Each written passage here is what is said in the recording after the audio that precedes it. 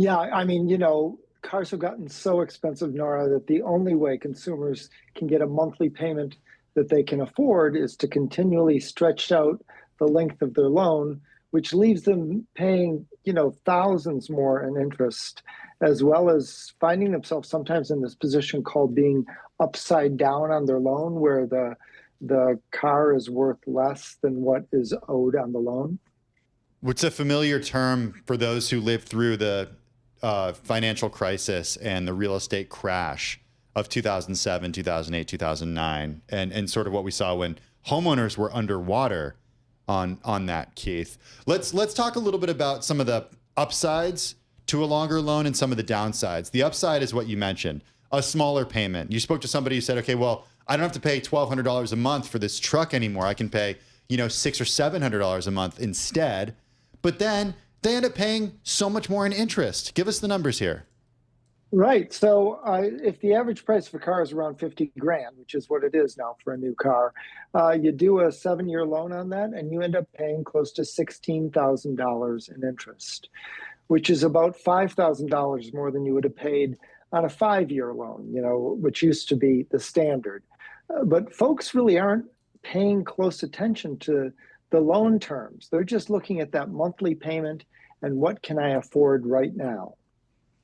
And, that's definitely makes sense, especially as people are trying to figure out, what are some staple purchases versus discretionary and trying to make it a manageable month to month when it comes to payments here. But I mean, in some cases, it's just not better for some people in that you at least are not defaulting here. Yeah, I mean, it raises the question of if you can't afford a $50,000 car, maybe don't get a loan that stretches out for 7 years. But, the issue becomes, being underwater, using the real estate term, upside down, using the car term. At the end of your loan, that means you still have debt. If you're going to get another car, you still have debt in the old car that you're going to have to roll into your next loan. And so your debt just keeps growing. How long do It's not a good position to be in. How long do people typically hold on to cars, Keith? Well, the average age of a car on the road right now is 10 or 11 years, Tim. So, they hold on to them for a long time. Quality is better these days than it used to be, so cars will go farther and run longer. But having so much interest being paid on a car loan, financial advisors would tell you is not the best approach. I want to add another wrinkle to this affordability story, Keith, and it's one that you've written about a lot, especially with regard to newer vehicles. And that's the costs that go into owning a car apart from ownership, specifically insurance, and the way that has gone up in recent years. Right. Because that's an entirely different element here that really can strain people. Yeah, insurance costs have gone through the roof, just like car prices. Each have risen by about 30% over the last 5 or 6 years. And in some big cities, I'm based here in Detroit, insurance costs are just sky high, and it can be as much as your car loan, or more. So the cost of car ownership has become more onerous, more costly, and we are a driving nation. The 250 million cars on the road today outnumber the licensed drivers. Interesting. Wow. Say that again. There's 250 million cars on the road in the United States, and that's more than there are licensed drivers. We have more than one car to one driver. Yeah, and a lot of that comes from Matt Miller and all the cars that he has, our colleague here. I'm sure, right? Yeah, I think so. But okay, so when we think about insurance, right? I mean, you're pointing out the fact that a lot of people's insurance payments month to month is actually higher than what they're paying back on their auto loan here. Why are we seeing an uptick here in insurance prices, and has it at all become a point of being predatory? Well, what really the inflection point, Nora, was the pandemic. That's when car prices shot through the roof. It's when insurance prices shot through the roof. Some of that had to do, particularly with car prices, with scarcity, but it just completely reset the car market and the insurance market.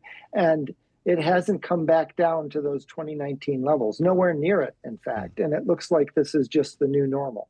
It's the new normal, but there are also a host of startups that are trying to bring us cars that are cheaper. This Slate Auto comes to mind. It's backed by Jeff Bezos. It is not, we don't have these yet, But the big news earlier this year is that you could get essentially this truck that is bare bones. It's an electric vehicle, and it would cost you what cars used to cost, like think $20,000 to $30,000. It seems like there's a market for that. The question that I think a lot of people have, Keith, and one that I'll pose to you, is that possible? Yes. The question is that too good to be true? It's an excellent question. I think time will tell on that. I don't know if you noticed recently Ford has come out with its own announcement saying it'll have its own, sort of smaller electric pickup truck in 2027 that starts at around $30,000. Let's see how that all plays out.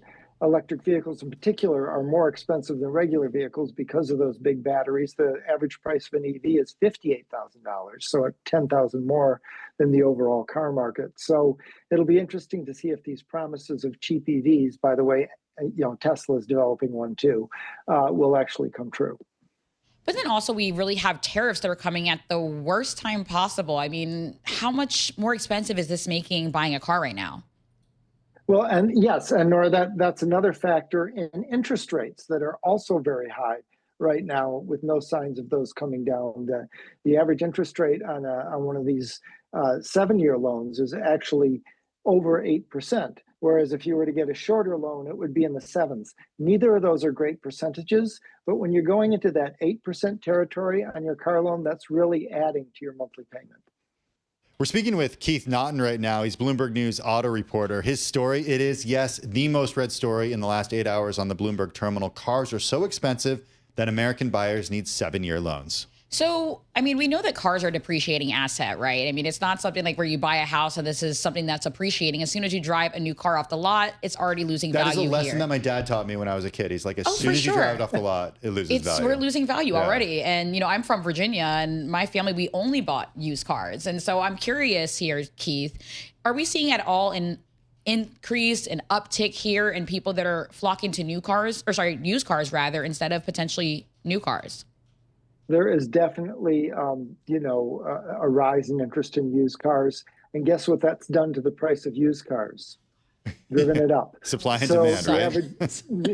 The average price of a used car now is close to $30,000. Wow. So there's no escaping the high price of cars, whether you go new or used. But I have to say, on social media, the comments to our story today are filled with a lot of, you should just buy a used car.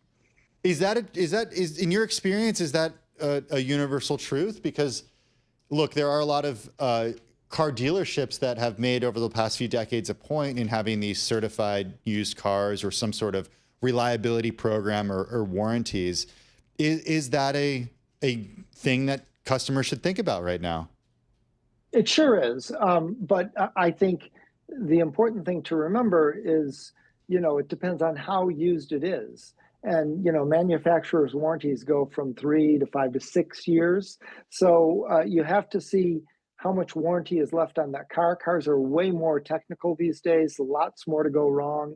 You really want to have some warranty coverage on your car. Keith, what's the latest on the luxury market super quickly? Are we seeing a lot of people paying down in all cash? Is that still holding up there?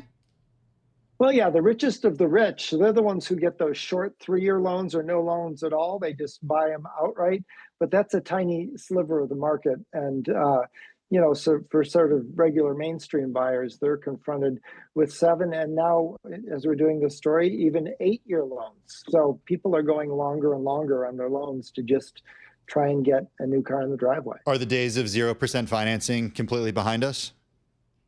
Not entirely, but the 0% financing deals, Tim, tend to be on these shorter loans that nobody gets, the 36-month loans. So you're not finding them on these longer 7-year loans, that's for sure.